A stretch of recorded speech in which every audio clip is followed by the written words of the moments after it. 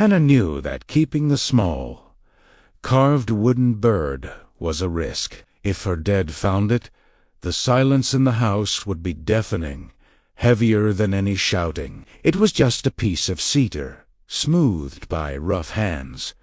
But to her, it was a promise. She slipped it deep into her apron pocket as the heavy buggy wheels crunched over the gravel driveway. Silas had whispered that he would wait for her by the old covered bridge at sundown. But as she looked at her father's stern profile holding the reins, Hannah wondered if a love this quiet could survive a world this loud with expectations. The morning mist still clung to the low valleys of Holmes County, wrapping the farmhouse in a blanket of silver and white. It was a silence so deep you could hear the heartbeat of the earth itself, waiting for the sun to rise. Hannah Yoder stood by the kitchen window, her hands deep in the warm, soapy water of the dishpan. She paused, looking out at the sprawling fields that belonged to her father, Bishop Abram Yoder.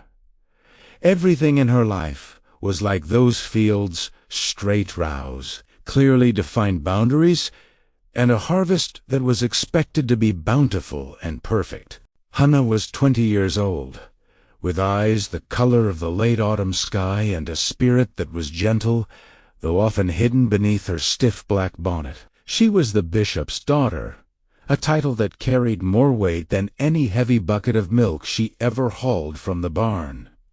It meant she was the example. It meant her bonnet strings were always ironed flat, her prayers were said with perfect diction, and her heart, supposedly, was reserved only for God and the future husband her father would approve of.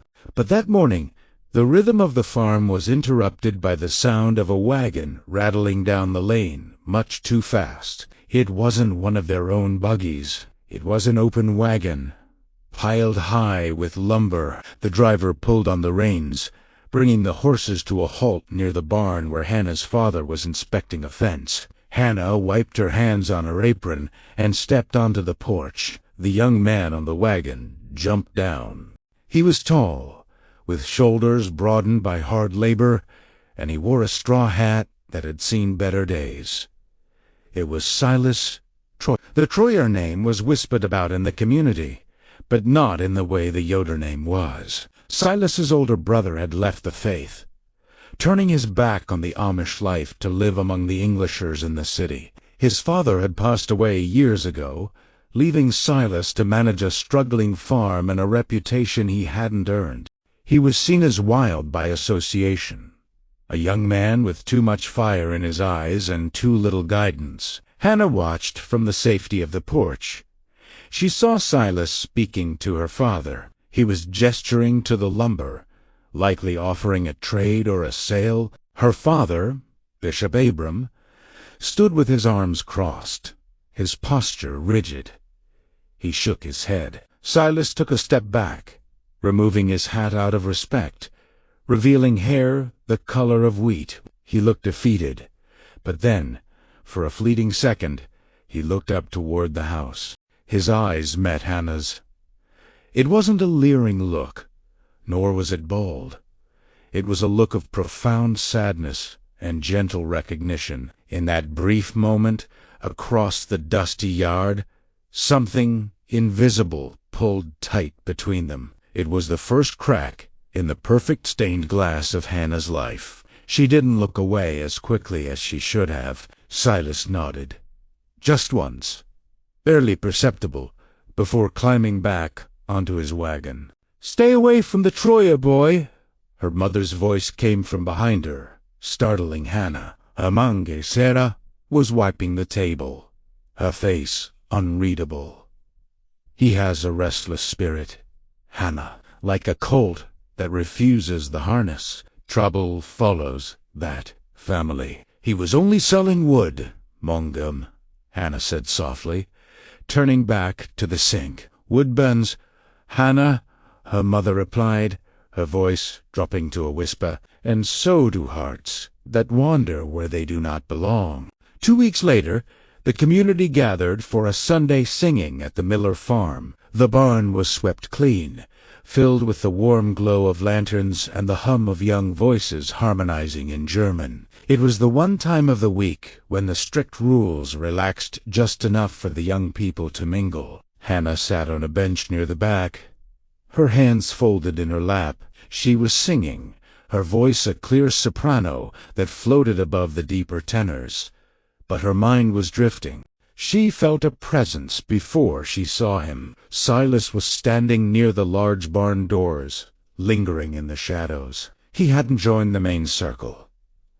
He rarely did. He stood on the edge, always the outsider looking in. During the break, while lemonade and cookies were passed around, Hannah found herself walking toward the cooler air of the open barn doors. She told herself she just needed a breath of fresh air, but her heart hammered a different truth against her ribs.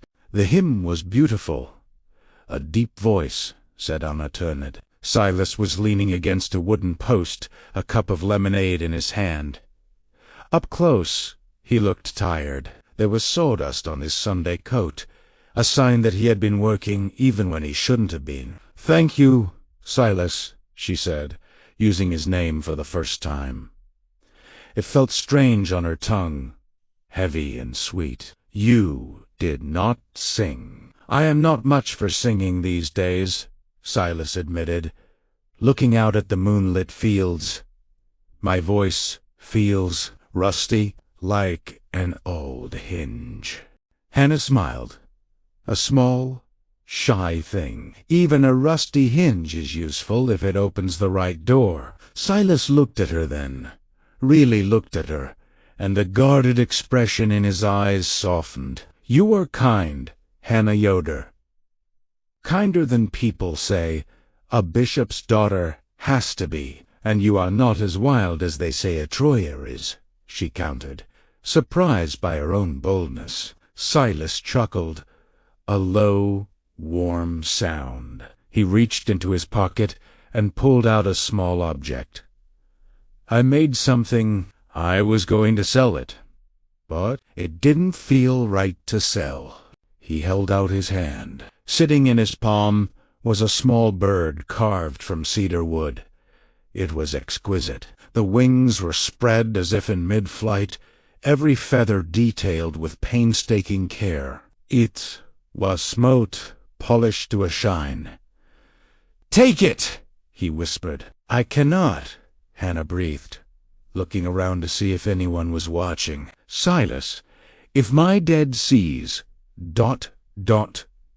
He won't," Silas said, pressing it into her hand. His fingers brushed hers, rough against smooth skin. The contact sent a jolt through her that was more electric than lightning. "It is a sparrow.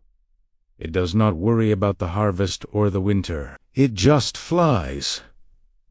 Keep it, Hannah, as a reminder that even in Holmes County, we can have wings." Hannah closed her fingers around the bird, hiding it in the folds of her dress. "Thank you," she whispered.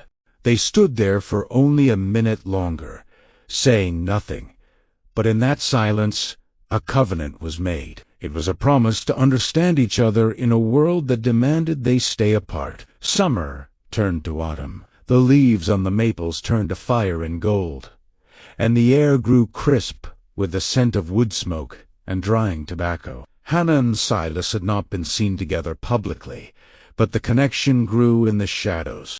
It was small things. A jar of apple butter left on a fence post near the boundary of their lands. A note tucked inside a hymnal that was passed during a wedding service. They met only twice, briefly, by the creek that separated the Yoder farm from the Troyer land. They didn't touch, save for that first brush of fingers, but they spoke of things Hannah had never shared with anyone. She told him of the pressure of being perfect. He told her of the loneliness of the empty farmhouse, and the fear that he would fail his father's legacy. But secrets in an Amish community are like ripples in a pond. Eventually, they reached the shore. It was a Tuesday evening. The wind was howling outside, rattling the window pane. Hannah was in the sitting room, mending a quilt. Her father sat in his rocking chair, reading the Bible by the light of a kerosene lamp. Hannah reached into her sewing basket for a spool of thread. As she did, the small wooden sparrow, which she had hidden at the bottom of the basket beneath the wool, tumbled out.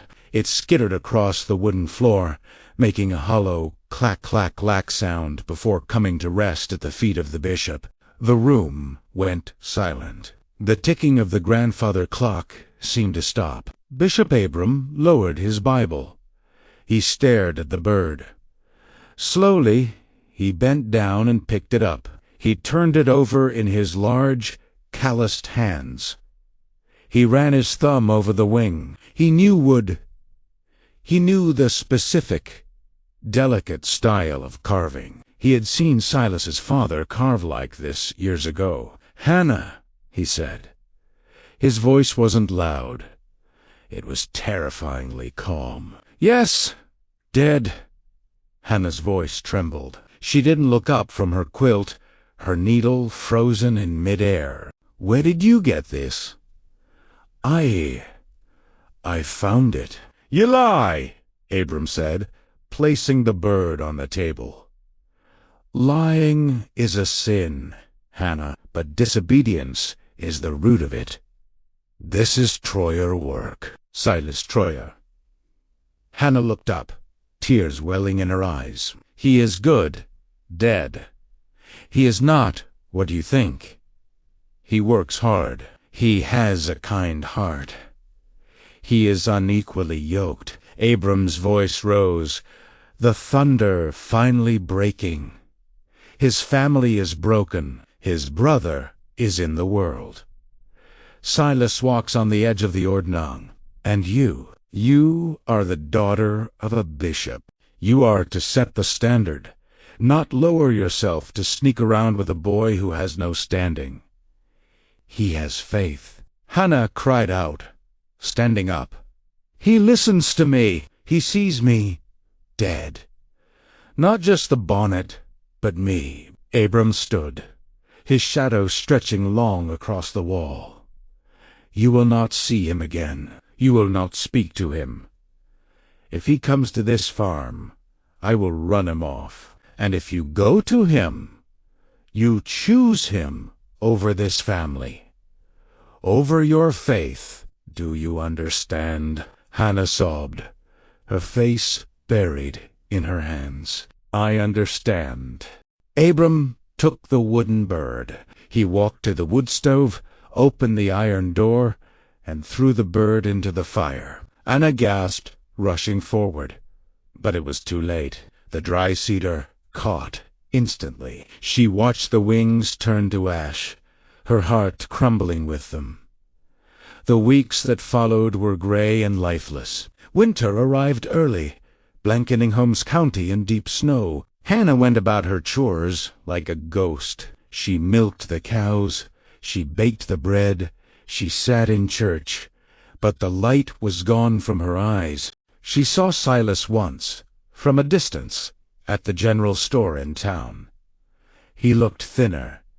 His coat was worn. He looked at her, searching for a sign, but Hannah looked down at her black shoes. She had too. Her father was standing right beside her. The pain of ignoring him felt like a physical blow, a knife twisting in her stomach.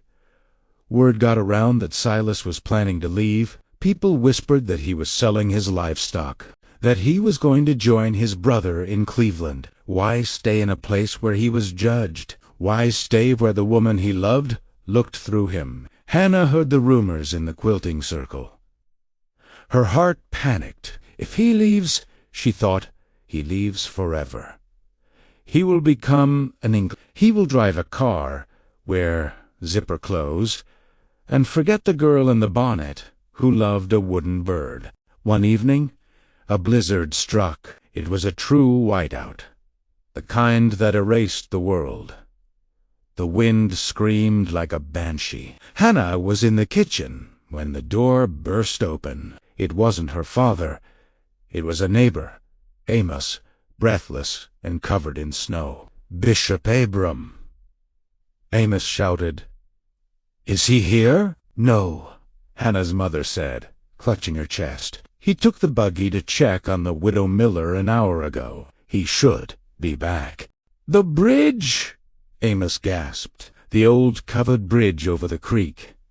The heavy snow, ... The roof collapsed. The timbers gave way." Hannah's blood turned to ice. That was the route her father took. Without thinking, Hannah grabbed her heavy shawl and lantern. "I'm going." "Hannah!" "No," her mother cried. "He is my dad," Hannah shouted back, her voice fierce. She ran out into the storm. She struggled through the drifts, the wind biting her face. She reached the creek. It was a disaster. The bridge was a ruin of splintered wood and snow. And there, down in the icy creek bed, was her father's buggy, overturned. The horse was thrashing in the water. Dead. She screamed. She slid down the embankment. Her father was pinned beneath the buggy, the icy water rushing over his legs. He was conscious, but groaning in pain. He couldn't move. The water was freezing. Hypothermia would set in within minutes. Hannah tried to lift the buggy, but it was too heavy. She pushed and pulled, sobbing, slipping in the mud and ice. "Please! God! Help me!" Suddenly, a figure appeared at the top of the embankment. A man jumped down, moving with strength and urgency. It was Silas. He didn't say a word.